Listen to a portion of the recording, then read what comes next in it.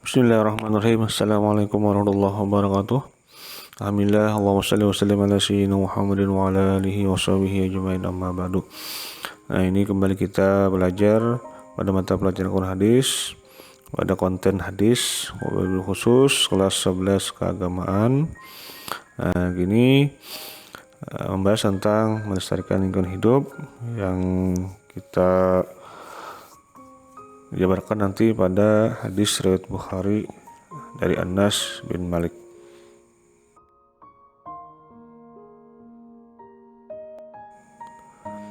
Nah, ini konsep melestarikan lingkungan hidup. Pada hadis ini artinya ya, bahwasanya Rasulullah SAW bersabda, tidaklah seorang muslim pun yang bercocok tanam atau menanam satu tanaman lalu tanaman itu dimakan oleh burung atau manusia atau hewan, melainkan itu menjadi sedekah baginya. Hadis riwayat Bukhari. Nah, di sini dijelaskan dulu ya, lingkungan alam adalah segala sesuatu yang sifatnya alamiah, seperti sumber daya alam, air, hutan, tanah, batu-batuan, tumbuh-tumbuhan, hewan, sungai, ya, dan sebagainya. Nah, sebagai makhluk hidup, manusia selain berinteraksi dengan orang atau manusia lain, juga berinteraksi dengan makhluk hidup lainnya dan benda-benda mati. Makhluk hidup tersebut antara adalah berbagai tumbuhan dan hewan, sedangkan benda-benda mati antara lain udara, air, dan tanah. Manusia merupakan salah satu anggota di dalam lingkungan hidup yang berperan penting dalam kelangsungan jaringan hubungan yang terdapat dalam sistem tersebut. Lingkungan ya merupakan suatu yang amat penting dalam kehidupan kita. Nah, kerusakan terhadap lingkungan hidup membawa dampak yang amat besar terhadap kehidupan manusia. Pemanasan global, banjir, tanah longsor, dan sebagainya merupakan sebagian kecil dari dampak kerusakan lingkungan hidup terhadap tata kehidupan umat manusia. Adapun yang lebih parah lagi yaitu dengan semakin merusaknya lingkungan hidup yang ada mengancam eksistensi keanekaragaman hayati yang kita miliki. Nah, kondisi itu akan berakibat terancamnya kesejahteraan hidup umat manusia. Ya, manusia menggantungkan hidupnya dari alam. Manusia sebagai pengelola lingkungan hidup memegang peranan penting dalam menjaga kelestarian alam. Untuk itu perlu ditanamkan semangat cinta lingkungan sejak dini, karena anak-anak merupakan generasi penerus yang akan mengelola lingkungan tersebut. Sudah sepantasnya kita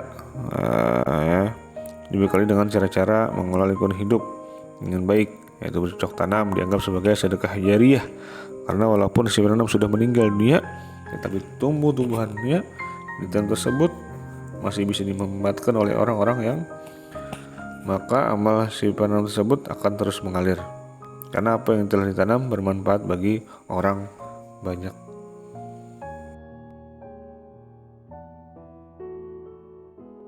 Nah, bercocok tanam tak hanya memiliki manfaat bagi seorang muslim saat hidup dunia.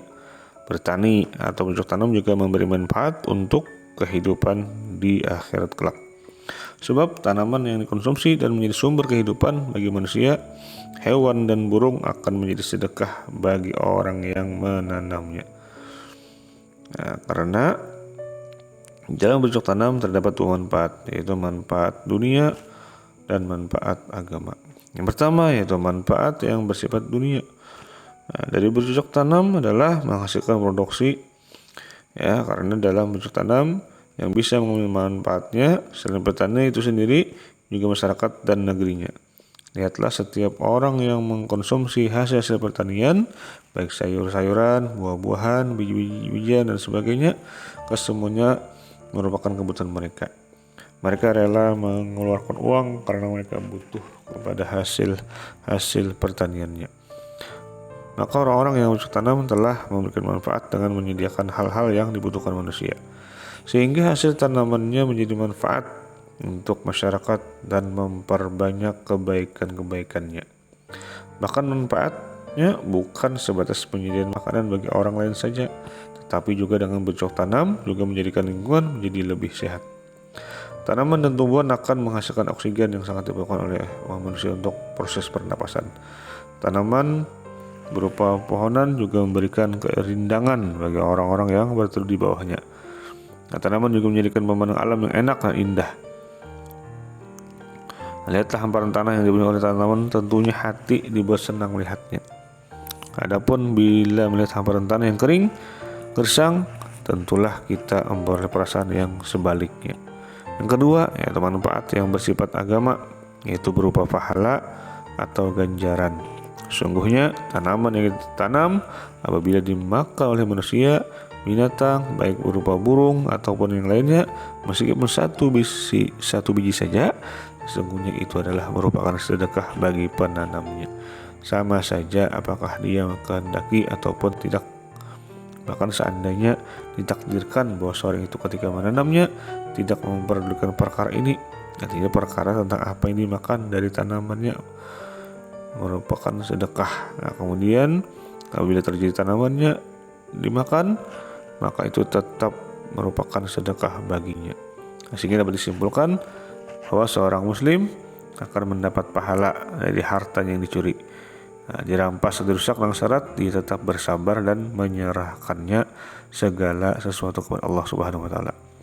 Nah, dari hadis atas dapat diambil bahwa pelajaran bahwa perbuatan yang dilakukan seorang muslim pada hakikatnya hanya berupa sebuah hal yang mubah atau boleh, yaitu bercocok tanam, tetapi pelakunya dapat memperoleh pahala. Nah, walaupun itu asalnya bukan suatu ibadah, tapi bisa bernilai ibadah dan akan mendapat pahala. Nah, berbeda dengan orang kafir, segala perbuatannya tidak bernilai di sisi Allah Subhanahu wa taala. Walaupun mereka mengklaim beribadah setiap bulan, setiap pekan, setiap hari, bahkan setiap saat, tidak dianggap di sisi Allah Subhanahu wa taala. Nah, maka di sini merupakan dalil keutamaan memeluk agama Islam dan meruginya menjadi seorang yang kafir.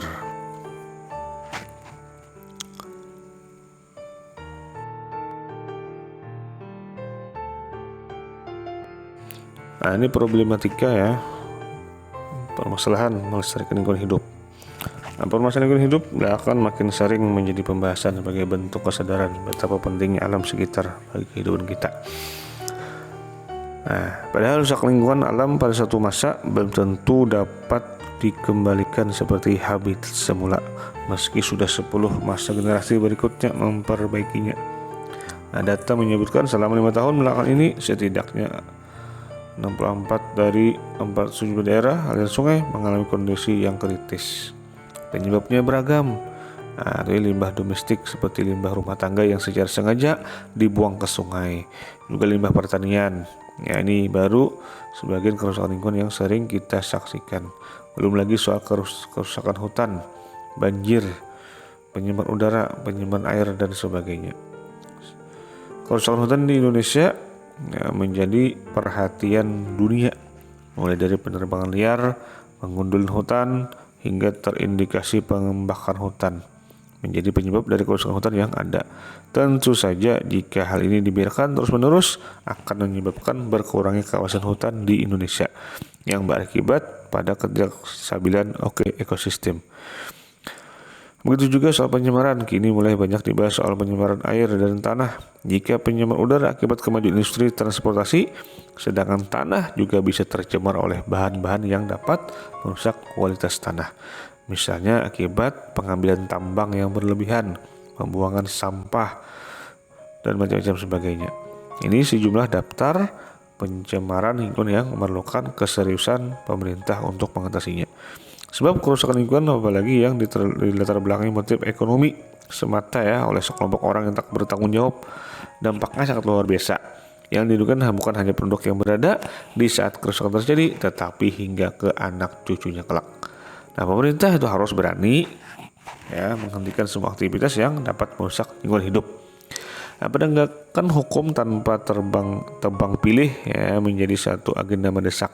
Begitu juga regulasi dalam mengurangi kemungkinan terjadi pelanggaran dalam mengelola hutan, sumber daya alam, lahan pertanian, dan perkebunan. Yang perlu dilakukan usaha pelestarian hutan melalui tata guna lahan. Nah, masyarakat harus sadar mengenai pentingnya lingkungan sekitar bagi kehidupan dan masa depan kita. Jangan rusak lingkungan hanya untuk kepentingan sesaat, seperti kegiatan illegal logging. Nah, kegiatan pembangunan yang dilakukan perlu memperhatikan lingkungan setempat, tata ruang, daerah resapan air dan sebagainya.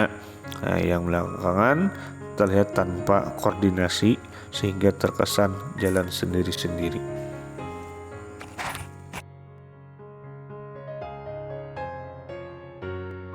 Nah, ini ada soal latihan.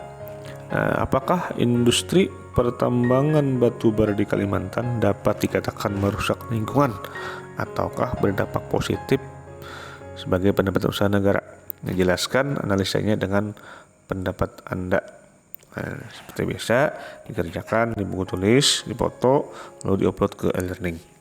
Nah, sekian dulu dari Bapak, mudah-mudahan bermanfaat. Billahi taufiq wal hidayah. Wassalamualaikum warahmatullahi wabarakatuh.